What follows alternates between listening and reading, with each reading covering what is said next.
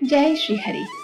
दोस्तों, साल 2026 की सबसे बड़ी और महत्वपूर्ण एकादशियों में से एक है देवशयनी एकादशी। ये एकादशी आने वाली है।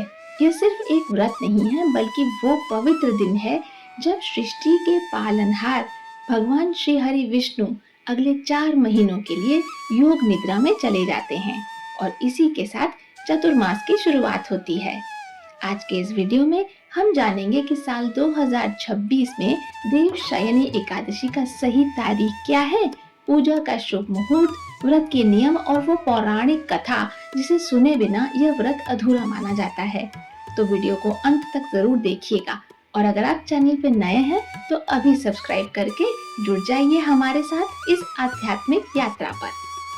दोस्तों, हमारे शास्त्रों में देवशयनी एकादशी का विशेष महत्व है।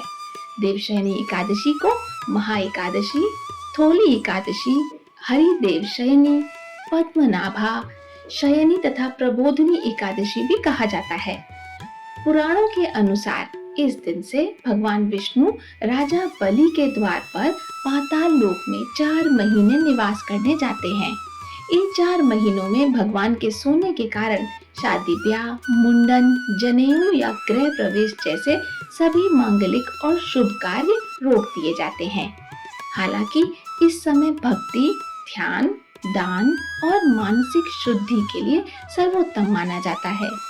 इस दिन व्रत रखने से मनुष्य के सभी जाने अनजाने में किए गए पाप नष्ट हो जाते हैं।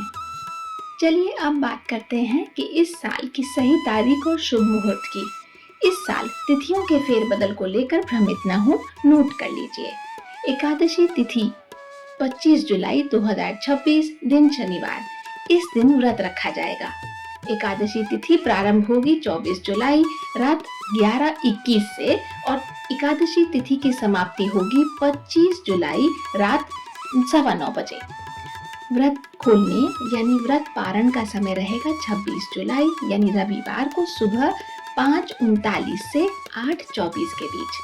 ध्यान दें, एकादशी का पारण हमेशा द्वादशी तिथि के भीतर और सूर्योदय के बाद ही शुभ मुहूर्त में करना चाहिए। और आप जानते हैं इस दिन आपको पूजा कैसे करनी है और किन नियमों का पालन करना अनिवार्य माना जाता है। सुबह जल्दी उठकर स्नान करें और पीले रंग के साफ कपड़े पहने। भगवान सूर्य को जल देकर व्रत का संकल्प लें। घर के मंदिर में भगवान विष्णु या लड्डू गोपाल की मूर्ति को गंगा जल और पंचामृत से स्नान कराएं। उन्हें पीले फूल, पीला चंदन, धूप, दीप और नैवेद्य अर्पित करें। भगवान विष्णु को तुलसी दल यानी तुलसी के पत्ते जरूर चढ़ाएं। ध्यान रहे, तुलसी के पत्ते एकादशी के दिन नहीं तोड़ने चाहिए। इसे एक दिन पहले ही तोड़कर रख लें। पूजा के समय ओम नमो भगवते वासुदेवाय मंत्र का जाप करें। 108 बार जाप करने को कहा जाता है। अंत में विष्णु चालीसा और श्री हरि की आरती करें। ध्यान रहे, इस दिन पूरी तरह से सात्विक रहें। घर में प्याज, लहसुन या तामसिक भोजन बिल्कुल न लाएं। एकादशी के दिन चावल खाना पूरी तरह से वर्जित है। यहाँ तक कि परिवार के जो सदस्य व्रत नहीं रख रहे हैं उन्हें भी इस दिन चावल नहीं खाना चाहिए। किसी के वाद विवाद में ना पड़े। ब्रह्मचर्य का पालन करें और रात में संभव हो तो कीर्तन या जागरण करें। चलिए अब सुनते हैं देवशयनी एकादशी की परम कल्याणी पौराणिक व्रत कथा।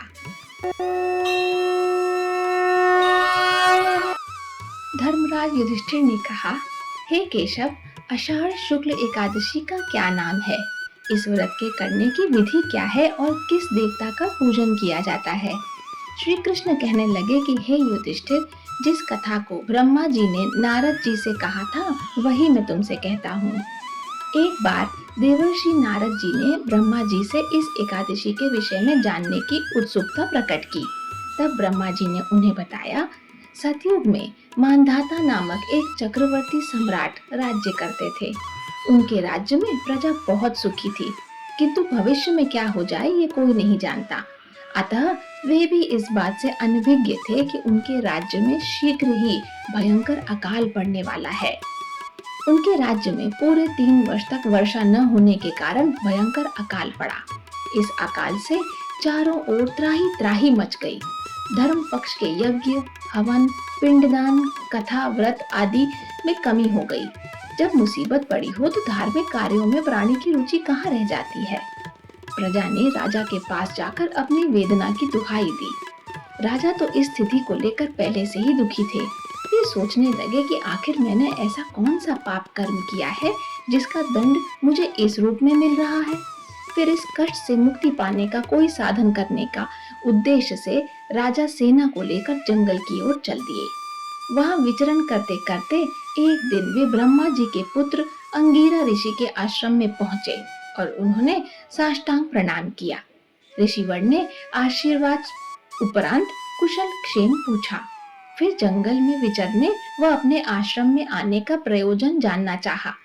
तब राजा ने हाथ जोड़कर कहा, महात्मन, सभी प्रकार से धर्म का पालन करता हुआ मैं अपने राज्य में दुर्भिक्ष का दृश्य देख रहा हूँ। आखिर किस कारण से ऐसा हो रहा है? कृपया करके इसका समाधान करें। यह सुनकर महर्षि अंगिरा ने कहा, हे राजन, सब युगों से उत्तम है सतयुग। इसमें छोटे से पाप का भी बड़ा भयंकर दंड मिलता है। इसमें धर्म अपने चारों चरणों में व्याप्त रहता है। ब्राह्मण के अतिरिक्त किसी अन्य जाति को तप करने का अधिकार नहीं है, जबकि आपके राज्य में ही एक शूद्र तपस्या कर रहा है। यही कारण है कि आपके राज्य में वर्षा नहीं हो रही है। जब तक वह काल को प्राप्त नहीं होगा तब तक यह दुर्भिक्ष शांत नहीं होगा। दुर्भिक्ष की शांति उसे मारने में ही संभव है। किंतु राजा का हृदय एक निरपराध तपस्वी का शमन करने को तैयार नहीं हुआ। उसने कहा, हे देव, मैं उस निरपराध को क्यों मार दूं? यह बात मेरा मन स्वीकार नहीं कर रहा।